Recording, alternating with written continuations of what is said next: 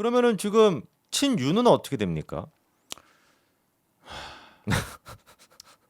제가 볼 땐 분화 가능성이 있어요. 아, 친윤도. 노크 규수를 한다니까요. 아, 노크 기순 합니까? 우리 좀 우리가- 살려달라. 우리가 졸지만 않으면 돼요. 어. 노크 기순이 노크했는데 못 알아들었다는 거 아니에요. 어허. 그렇죠? 그러니까 네. 노크 하려고 하는 순간 끼쳐가야 되는 겁니까? 들어올 거예요. 제가 아. 그런 기사도 나왔잖아요, 중앙일보에. 어. 일부 친윤들은 한동훈계와 한동훈 친한동훈으로 변화할 가능성이 있어 보인다. 아, 벌써부터 그런 네, 기사가. 대놓고 나왔어요, 기사에. 오. 일부는 이준석과 연합할 생각을 하고 있다. 이런 생각 한단 말이에요. 어허. 미래를 생각하면 그런 생각 하죠. 그렇죠.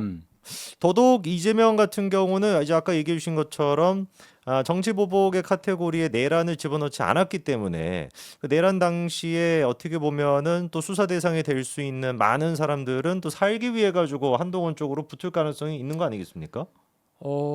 아무나 오지는 않을 겁니다. 어허. 그래도 제가 볼 때는 조용히 중립적 입장을 취하고 있다 한 30-40명 되는 의원들이 계세요. 아. 그분들이 그래도 네네.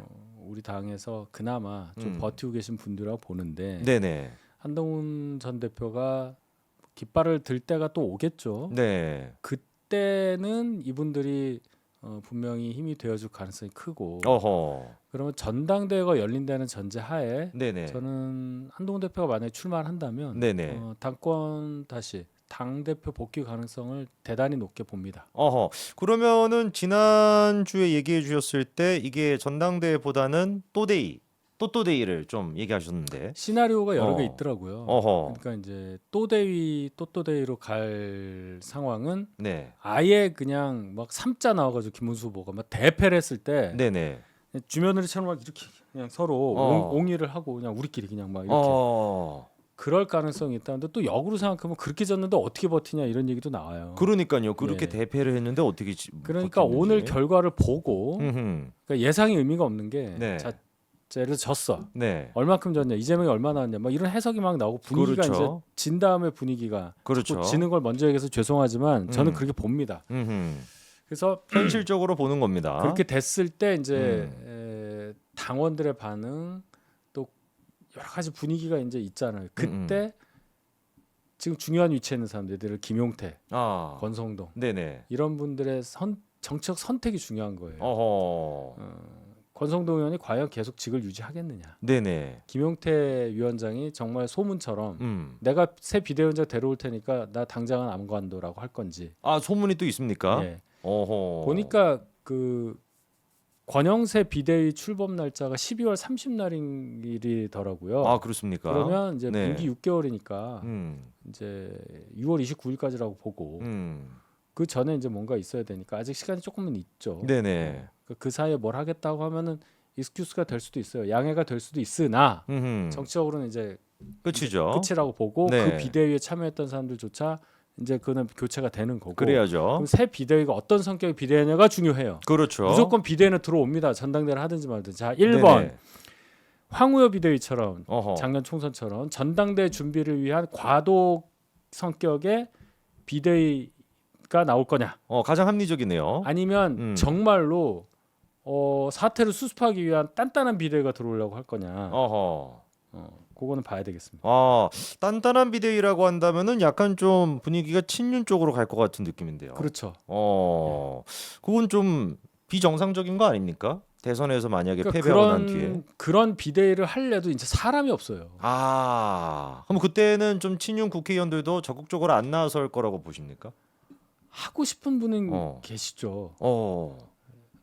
뭐 새로 친윤이 되신 안철수 의원이라든지 분명히. 근데 그쪽에서 또 그래요. 자기네들은 뭐 비대위원장 생각 없다고 그냥 네네. 이렇게 이름 나오는 거 다시 관심을 받으니까 그걸로 족하다 이런 얘기도 하더라고요. 근데 제가 예상하는 거예요. 네네. 그다음에 또 당권을 노리는 분들도 지방선거까지는 안 하고 그 이후에 다음 총선 공천권을 갖는 나는 대표가 되고 싶어. 이제 이렇게 다들 생각을 한다는 겁니다. 그게 오히려 비대위가 쭉 또대위로 갈 수 있는 또. 여건이 될 수도 있어요. 아하. 이게 애매해요, 사실은. 총선에 내가 이제 그거를 가져가고 싶다라는 그것 왜냐하면 때문에. 1년 후에 딱 1년 후에 6월 3일에 내년 6월 3일에 26년 6월 3일에 지방선거가 있을 것 같은데 그렇죠. 그때 지면 끝나는 거잖아요. 또. 그렇죠. 근데 지금 상황에서 집권한 지 1년도 안 된 여당과 맞붙어서 지방선거를 이긴다? 쉽지 예를 들어 않죠. 지방선거를 이긴다는 것은 광역 한 반은 당연히 가져가고 음흠. 서울, 경기, 인천 중에 최소한 하나는 우리가 먹고 음흠. 부울경, TK 다 먹고 음흠. 충청 한두 개 가져오고 뭐 이래야 적어도 잘했다. 강원도도 이기고 이래야 되거든요. 그렇죠. 과연 그럴 수가 있느냐. 예를 들어 음. 강원도만 해도 우상호가 나가요. 아. 거기 다 세팅을 해놨어. 어허. 이제 그렇게 하겠다는 거 이재명이 누구에게도 권력을 주지 않겠다. 자기 뒤로는. 어허. 그래서 어디는 누구, 네네. 어디는 누구 이런 식으로 이제 지방으로 탁탁탁 하겠다는 거. 서울은 누구 이렇게 서로 경쟁하게 만들겠다고 생각을 한대요. 네네. 자, 우리는 그러면 내세울 사람이냐? 현직이 있지. 현직들. 현직이 있지만 네네. 예를 들어서 뭐 오세훈 시장 또 나가셔서 나갈 수 있죠. 네네. 또 할 수 있죠. 그 다섯 번째 하는 거죠. 어허. 다섯 번째 하는데 그럼 민주당이 누가 나올 거냐? 김민성이 나온다 예를 들어서 이길 수 있느냐? 이제 그런 거 봐야 되고. 그렇죠. 그다음 인천 유정복 시장이 이제 한번 건너뛰고 재선을 한 건데. 네네. 인천 지금 상황에서 가능하냐? 어허. 경기도 뭐 안민석 나온다는 얘기도 있더라고요. 예? 공천 안 줄 걸요? 예. 그 신경 안 써도 돼요. 그다음에 네네. 그 제가 얘기했잖아요. 이재명이 왜 싫어하는지를. 안민석을. 성남시장 때부터 엄청 네네. 과시했다는 거예요. 내가 무시했다. 성남시 내가 3선이고 경기도지사 때도 내가 4선인데 뭐야 당신 뭐 이러다가 찍혔다는 거 아니에요. 경기도지사는 그러면 뭐 안민석은 자기가 안 되겠네요. 사또라고 막 그런 거야. 네네. 네. 그다음에 이제 뭐 충청도 꽤 네네. 이제 나올 거란 말이에요. 어허. 지금 우리가 대전시장도 갖고 있고 저기 충북지사, 충남지사 다 갖고 있잖아요. 그때 대선발로 쫙 갔잖아요. 네. 이 세 자리 어떻게 할 거냐? 아하. 지킬 수 있느냐? 네네. 부울경, 그러니까 경남, 네. 뭐 그다음에 이제 대구, 경북 있는데 여기서도 우리가 이제 다 갖고 있지만 네네. 하나라도 뺏길 수도 있는 거잖아요. 그렇죠. 부산시장 같은 경우, 경남지사 같은 경우는 계속 뺏겼단 말이에요. 그동안 몇 번씩 뺏겼단 말이에요. 그렇죠. 오거돈 되고 막 그랬잖아요. 그렇죠. 그런 거 생각해봐야 된다. 불경은 또 완전히 전통적인 지금 보수 지역이라고 볼 수가 없기 때문에 그렇죠. 그런 말씀 들어보니까 한동훈 대표가 만약에 전당대회가 바로 열린다라고 해도 바로 나오는 거는 좀 안 좋을 수도 있겠네요.